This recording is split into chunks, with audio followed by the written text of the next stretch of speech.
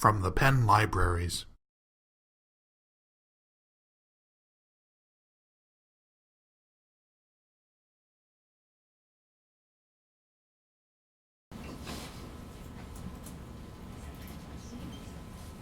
Hello everyone, last of the four presenters. My name is Sorice, and I am the chair of the Student Committee on Undergraduate Education. So for those of you who are not familiar with our organization, SKU is a group of students who are really passionate about improving the status of education at our institution. And we do a lot of research and development just about how students learn, how we engage both in and out of the classroom, and we communicate with both students and administrators to talk about how we can improve some of the elements of our undergraduate experience, particularly technology both in and out of the classroom. So we are one of the 6 branches of student government, and every 5 years we publish what is called the White Paper on Undergraduate Education. It took us about 2 years of research and writing to prepare, so I love when people don't know what it is because it makes me feel that was so valuable. But it really is a fantastic document. If you haven't had the chance to take a look at it, I would encourage you to. It's a wonderful student voice, really looking into what is the state of undergraduate education and what are some of the recommendations we think would be extremely useful in the future. I'm going to talk really quickly about 2 of the things we talked about in our white paper that came out this past spring, and we addressed technology in these, obviously, in these 2 recommendations. The first thing we talked about was SAIL course evaluation practices. When you're having this type of structured active in-class learning, how does that affect the way we evaluate and assess students when you add technology into the equation? And I think that while we talk specifically about SAIL classes, this is also true of other courses that maybe are not technically considered to follow a SAIL model, but incorporate elements of technology, for example, Piazza, that really take advantage of their Canvas resources, etc. And then the other thing we talked about was how does technology impact intellectual community on our campus? And how do we kind of extend that educational experience we have with our 4 credit-bearing classes and really take that into the greater Penn community to allow us to explore other disciplines or topics we wouldn't otherwise be exposed to. So, SAIL courses.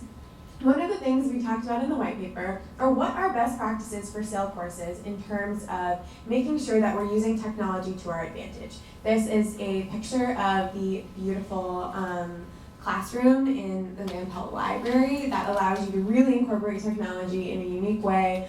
All of the walls are whiteboards where you can project your work.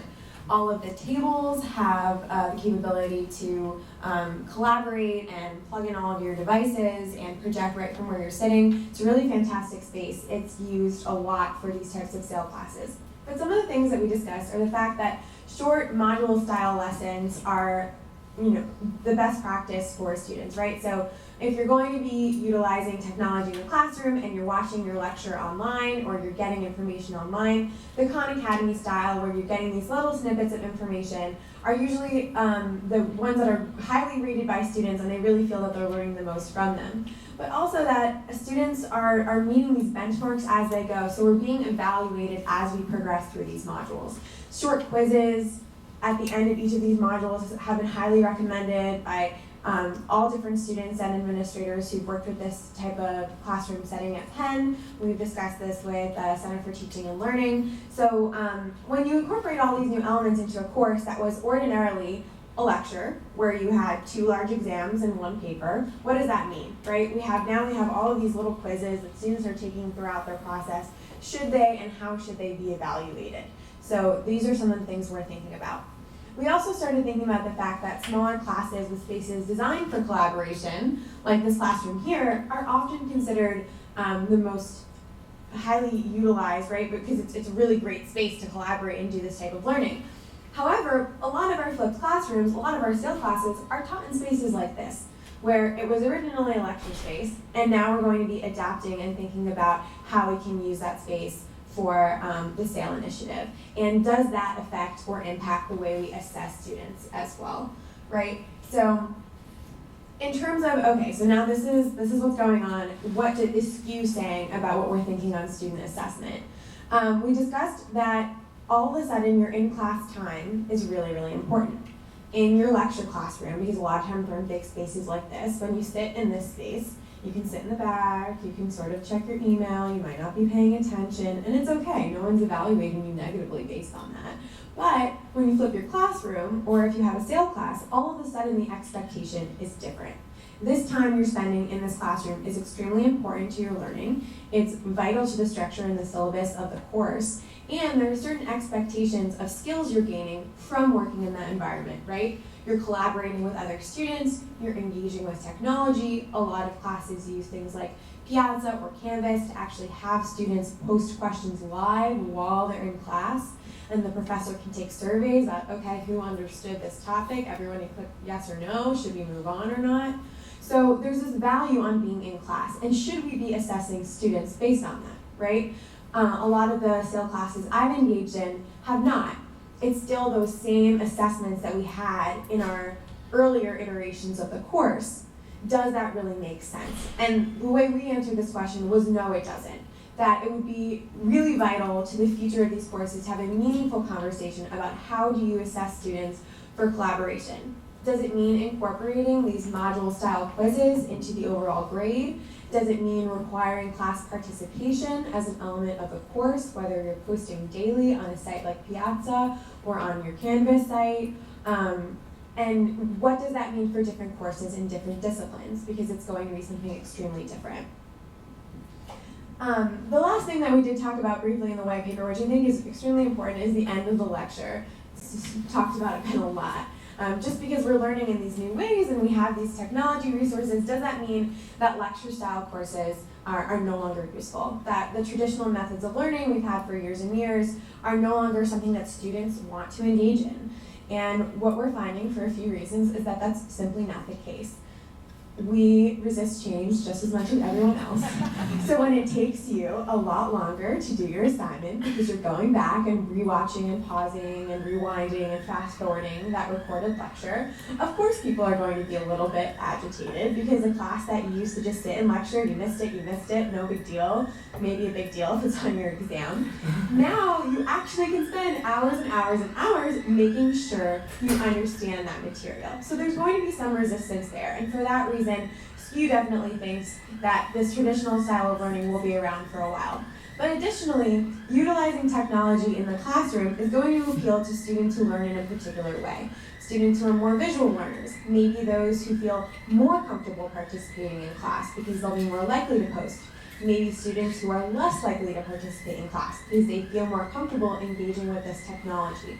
So we recommend that we also need a meaningful conversation about what types of learners this serves best, what types of learners does it not serve, and how can we move forward in terms of deciding which classrooms incorporate this type of technology or a SAIL model to make sure we're hitting all different types of students who learn differently. Second recommendation I wanted to talk about was intellectual community. And this is a little more simple, so I'll go through it hopefully quickly. I feel like I'm taking too much time. So technology provides the opportunity to have classes not for credit, right? We talk about Coursera, students can take these things on their own. You can almost do an auditing of a class if there's a online module without actually having to take that class for credit. And these are wonderful opportunities that we believe Penn should incorporate into the undergraduate experience. So there can be some type of designation, whether it's on your transcript, whether it's something you're actually able to plan for and communicate to an academic advisor. Additionally, we really think that there's an interesting place for the college houses to take advantage of this type of technology that's ordinarily only being used in the classroom. So maybe it is that you are auditing a Coursera class and we're able to create a way for you to have a designation for that. But maybe you don't actually want that and you really would just like to explore this technology on your own. So we made a recommendation about having these types of classes, whether it's Coursera or maybe just recorded lectures from an actual class at Penn, incorporated into the residential program initiative, right? So this is one example of a residential program that exists, the Road and Arts Collective. There's lots of different tracks for this. It's actually called track, and it encompasses music, theater, and visual arts, right? And so students are filling out an application and electing to live in this house because there's an expectation they're going to have really great programming. And most of these programs do. They have wonderful programming. Some of them not so much. Some of them really struggle to bring students to their events because everyone at Penn is extremely busy, right? All these students are involved in lots of things.